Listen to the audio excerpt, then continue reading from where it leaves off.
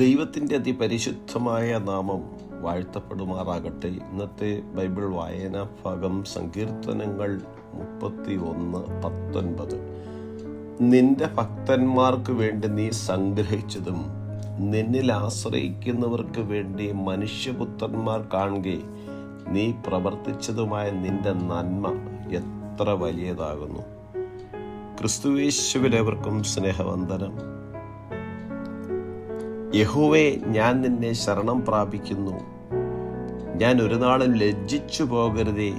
നിന്റെ നീതി നിമിത്തം എന്നെ വിടുവിക്കണമേ എന്ന പ്രാർത്ഥനയോടെയാണ് ദാവീദ് ഈ സങ്കീർത്തനം ആരംഭിക്കുന്നത്. കഷ്ടകാലത്ത് ദൈവത്തിലുള്ള ആശ്രയത്തെയാണ് ഇവിടെ പ്രകടമാക്കുന്നത്. ദാവീദിന്റെ കഷ്ടപ്പാടുകൾ വലുതായിരുന്നു എങ്കിലും കർത്താവിലുള്ള അവന്റെ ആശ്രയം അതിലും വലുതായിരുന്നു. നിങ്ങൾ ദൈവത്തെ ആദരിക്കുന്നവരും ബഹുമാനിക്കുന്നവരും ദൈവഭയമുള്ളവരുമാണോ? നിരാശയുടെയും പ്രതിസന്ധികളുടെയും നടുവിൽ ദൈവത്തിൽ ആശ്രയിക്കുന്നവരാണോ? എങ്കിൽ തീർച്ചയായും ഈ സങ്കീർത്തന ഭാഗം നിങ്ങൾക്കുള്ള നന്മയുടെ വചനമാണ്. ദൈവത്തിൻ്റെ നന്മയും സംരക്ഷണവും നേടുവാനുള്ള ഏക മാർഗം അവരിൽ ആശ്രയിക്കുക എന്നുള്ളതാണ്. ദൈവത്തെ ഭയപ്പെടുക, ബഹുമാനിക്കുക, ആദരിക്കുക, എളിമപ്പെടുക, അനുസരിക്കുക, ദൈവത്തിന് കീഴ്പ്പെടുക തുടങ്ങിയവ ഒരു ഭക്തന്റെ ലക്ഷണമാണ്. തൻ്റെ ഭക്തന്മാർക്ക് വേണ്ടി ദൈവം നന്മ സംഭരിച്ചിരിക്കുന്നു. അത് സമൃദ്ധമായതാണ്. ദൈവത്തിൻ്റെ വചനത്തിലെ വാഗ്ദാനങ്ങൾ നാം വിശ്വസിക്കുമ്പോൾ മറ്റുള്ളവരുടെ മുമ്പാകെ ദൈവത്തിൻ്റെ സമൃദ്ധമായ നന്മയുടെ സാക്ഷിയായി തീരുവാനിടവരും.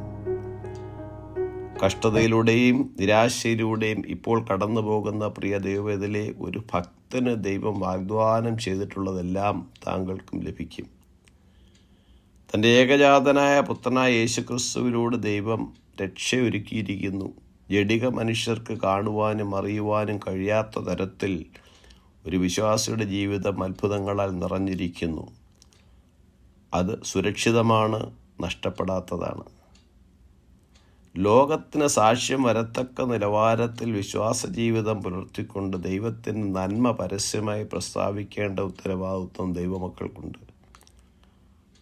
അതെ, ദൈവം തൻ്റെ ഭക്തന്മാർക്ക് വേണ്ടി നന്മ സംഭരിച്ചിരിക്കുന്നു. മറ്റുള്ളവർ കാണുകെ തന്നിൽ ആശ്രയിക്കുന്നവർക്ക് വേണ്ടി വലിയ നന്മ പ്രവർത്തിക്കുന്നു. ഈ വചനങ്ങളാൽ ദൈവം നമ്മെ ഏവരെയും അനുഗ്രഹിക്കുമാറാകട്ടെ.